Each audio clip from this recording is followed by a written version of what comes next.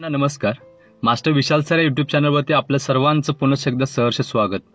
गेले 2-3 दिवस झाले दारूबंदी पोलीसची ऍडव्हर्टाईज बद्दल मुलांचे प्रश्न होते की सर डॉक्युमेंट सांगा आम्हाला खूप महत्वाचे.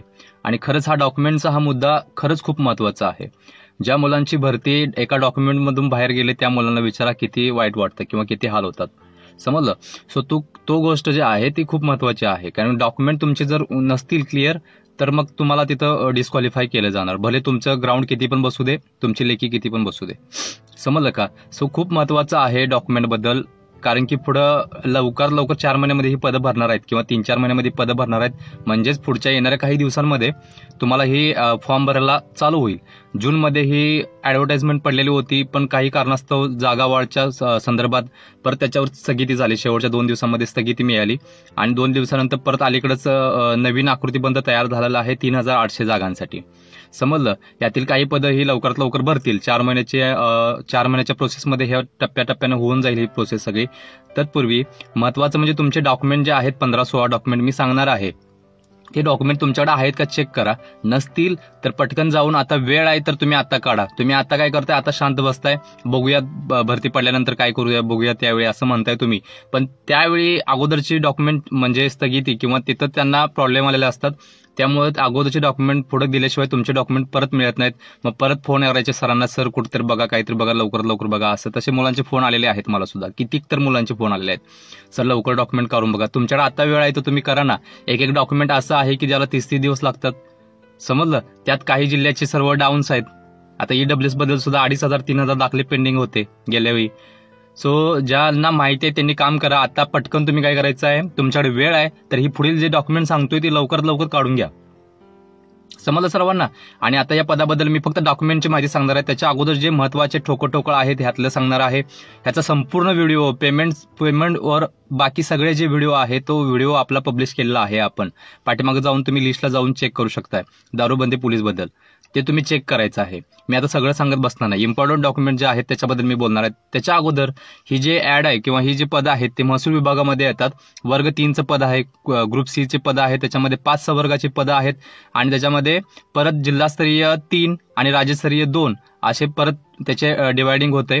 आणि त्याच्यामध्ये जवान चालक, चपरासी आहे, लघुलेखक आहे, लघुटंक लेखक आहे, असे 5 टोटल पदं आहेत. आणि ही 5 पदांमध्ये समांतर आरक्षण हे 9 आहे, 9 कॅटेगरीमध्ये आहे. आणि प्रवर्गानुसार म्हणजे तुमच्या कास्ट वाईज, तुमच्या जाती वाईज ह्याच्यामध्ये 10 कॅटेगरी आहेत. समजलं. ह्याच्यामध्येच ते आता नवीन आकृतीबंध आहे त्याच्यामध्ये त्या जागा येतील. समजलं सर्वांना. सो याच्यासाठी मी महत्वाचं म्हणजे ऑनलाईन पेपर वगैरे होणार आहेत. आणि दुसरी गोष्ट, डॉक्युमेंट सांगायच्या अगोदर ह्याला 0.25 निगेटिव्ह मार्किंग आहे. तलाठीसारखं किंवा बाकीच्या झालेल्या होत्या एक्झाम त्याच्यासारखं हे नाहीये.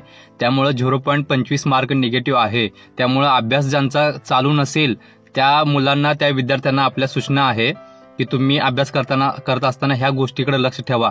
2 दिवस अगोदर आपण परत जाऊन मेलला बघतोय किंवा परत जाऊन आपण वेबसाईटला बघतोय तर त्याच्यामध्ये ते दिसलं की परत टेन्शन घेतात मुलं. बापरे, आता 0.25 आहे, काय करू. काही मुलं सगळेच प्रश्न सोडवून येतात आणि नंतर कळते की बाबा अरे याला 0.25 मायनस मार्किंग आहे. सो आता आमचं काही खरं नाही. यासाठी ह्या गोष्टी खूप महत्वाच्या आहेत. आता मी तुम्हाला काय सांगणार आहे, कागदपत्र आहेत ती कागदपत्र, एवढी कागदपत्र तुमच्याकडे असतील तरच तर तुम्ही क्वालिफाय होणार. नसेल तर तुम्ही आता काढून घ्यायचंय. त्यासाठी हा व्हिडिओ आहे. टोटल जवळजवळ 15 ते 16 डॉक्युमेंट सांगणार आहे. ती सगळी डॉक्युमेंट तुमच्याकडे आहेत का चेक करा. मी जसं मार्क सांगतोय त्या पद्धतीनं. नसतील तर मग तुम्ही काढून घ्यायचे आहे. आणि ह्याच्या व्यतिरिक्त अजून तुम्हाला काय प्रॉब्लेम असतील तर तुम्ही काय करायचं, कमेंट करायचं की सर मला ह्या डॉक्युमेंटचा प्रॉब्लेम आहे. तुम्हाला उत्तर तिथं दिलं जाईल. पहिला आहे डॉक्युमेंट एसएससीचं. तुमच्याकडे काय पाहिजे, मार्कलिस्ट, गुणपत्रक वगैरे जे काय आहे, सर्टिफिकेट ते सुद्धा पाहिजे. दुसरा गोष्ट तुमच्याकडे 12वीचं सुद्धा पाहिजे. कारण काही पदं ही 10वीवरती आहेत, काही पदं ही 12वरती पण आहेत पुढचे. नंतर दुसरा आहे तुमचा वयाचा पुरावा, म्हणजे जन्माचा दाखला वगैरे तुमच्याकडे पाहिजे दुसरा. तिसरा आहे कास्ट सर्टिफिकेट. जे कास्टमध्ये आहेत त्या मुलांसाठी सूचना आहे की तुमच्याकडे कास्ट सर्टिफिकेट पाहिजे. ज्या मुलांनी डॉक्युमेंट अजून काढायला नाहीयेत किंवा तुम्ही दिलेलं आहे यायचं बाकी आहे त्या मुलांना परत एकदा संधी आहे. लवकरात लवकर मागे लागून त्यांच्याकडून करून घ्या कास्ट सर्टिफिकेट. कारण कास्टचा खूप मोठा फायदा होतोय ओपनवाल्यांपेक्षा. येस. चौथा आहे ईडब्ल्यूएस. म्हणजे मराठामध्ये ईडब्ल्यूएस ज्यांनी लाभ घेतलेला आहे त्यांना ईडब्ल्यूएस म्हणजे स्टेट ईडब्ल्यूएस पाहिजे, स्टेटचा. सेंट्रलचा ईडब्ल्यूएस स्टेटला चालत नाही. एक महत्वाची सूचना. येस. सेंट्रल ईडब्ल्यूएस असेल तर तो ओपनला स्टेटला चालत नाही आणि स्टेटवाल्यांचा सेंट्रलला चालत नाही. 2 ईडब्ल्यूएसचे प्रकार आहेत, त्याच्यामध्ये सेंट्रल ईडब्ल्यूएस आणि स्टेट ईडब्ल्यूएस असे 2 प्रकार आहेत. स्टेटच्या भरतीसाठी फक्त स्टेटचा ईडब्ल्यूएस चालेल आणि सेंट्रलच्या भरतीसाठी ईडब्ल्यूएस फक्त तो सेंट्रलचाच चालेल. या 2 गोष्टी खूप महत्वाच्या आहेत. ईडब्ल्यूएस कुणाचा निघतो हा खूप महत्वाचा मुद्दा आहे.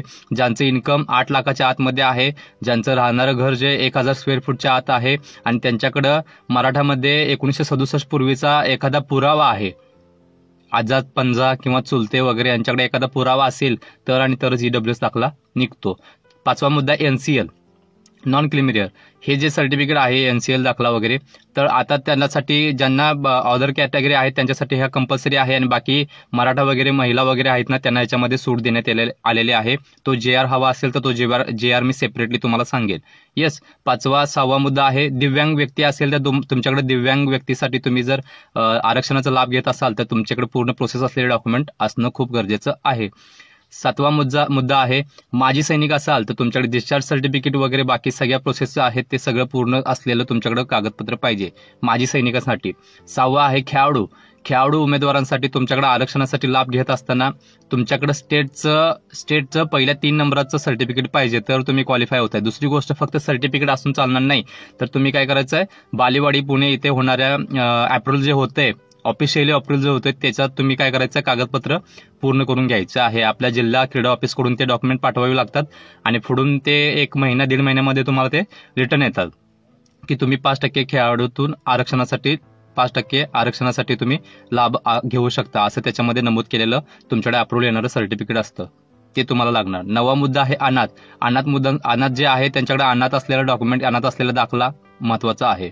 येस. 10वा आहे आदिवास प्रमाणपत्र म्हणजे डोमासाईल सर्टिफिकेट, हे कंपल्सरी आहे. ते किती पण जुनं असू दे, डोमासाईल सर्टिफिकेट जे आहे ते किती पण जुनं असलं तरी पण चालतं. काही मुलांना असं वाटतं की ह्या वर्षीच पाहिजे, गेल्या वर्षीचं नको नाही लागत, असा काही विषय नाहीये. महाराष्ट्राचा रहिवासी म्हणून त्याच्यामध्ये उल्लेख असतो आणि तो 14, 15, 16, 17 असलं तरी पण चालतं, काय एवढं टेन्शन घेऊ नका.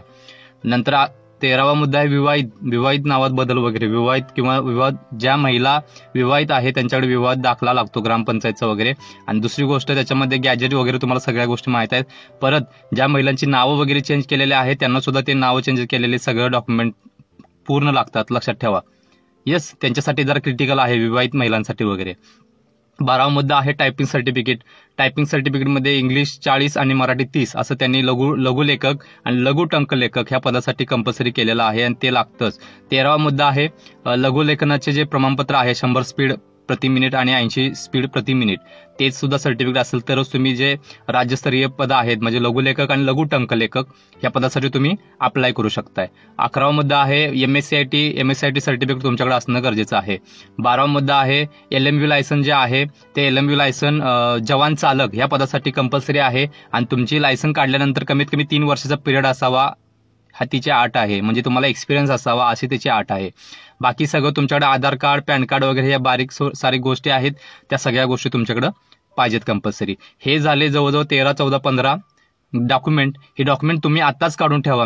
माझी आत्ताच रिक्वेस्ट आहे. नंतर मला परत फोन येतात मुलांचे, काही महिलांचे पण फोन येतात, सर अशा पद्धतीने झालं काय करू आता. नाही, तुम्ही ज्यावेळी फॉर्म भरताय डेट चालू झाल्यानंतर शेवटच्या डेटच्या अगोदर तुमच्याकडे हे सर्टिफिकेट, हे डॉक्युमेंट असणं गरजेचं आहे. नसेल तर तुम्ही फॉर्म भरू शकत नाही आणि जरी फॉर्म भरला तर मेन डॉक्युमेंटला तुम्हाला बाहेर काढणार. म्हणजे काय तर थोडक्यात सांगायचं आहे, समजा आता ह्यावेळी फक्त 15 दिवसाची मुदत असणार आहे फॉर्म भरायला, कारण मागच्या वेळी तुम्हाला 1 महिना दिलेला आहे आणि ज्यांनी अगोदर फॉर्म भरलेले होते त्या मुलांना सूचना आहे तुम्हाला परत फॉर्म भरायची गरज नाही. आता जे नवीन आहेत ज्यांनी फॉर्म भरलेला नव्हता त्यांना परत संधी मिळाली. सो डॉक्युमेंट काढायसाठी तुम्हाला संधी मिळाली, त्या संधीचा तुम्ही फायदा करून घ्यायचा आहे. समजलं सर्वांनी. त्यामुळे जर ह्याच्या व्यतिरिक्त अजून तुमच्या काही शंका असतील तर 100% तुम्ही कमेंट करून सांगायचे आहे. आणि एक मस्तपैकी पद आहे दारूबंदी पोलीसचं, त्याच्यामध्ये 5 संवर्ग आहेत. सो त्याचा सर्वांनी फायदा घ्यायचा आहे. लवकरात लवकर ह्याची ऍड पडेल. समजलं का. आणि याची कोण तयारी करत असेल तर पर्सनली मला कमेंटमध्ये टाका, सर मी तयारी करते, मला मार्गदर्शन करा. ह्याच्या वरती परत एकदा वाटलंच तर कसं लेखी होणार आहे, कसं मैदानी होणार आहे, याच्या परीक्षेचे स्वरूप काय, लेखी ऑनलाईन होणार आहे काय ऑफलाईन होणार आहे वगैरे वगैरे, याचं पेमेंट काय 5 पदांचं, हे सगळी माहिती परत एकदा मी टाकायला तयार आहे तुम्हाला जर माहिती पाहिजे असेल तर. येस. सो सर्वांना माझ्याकडून खूप खूप शुभेच्छा. धन्यवाद.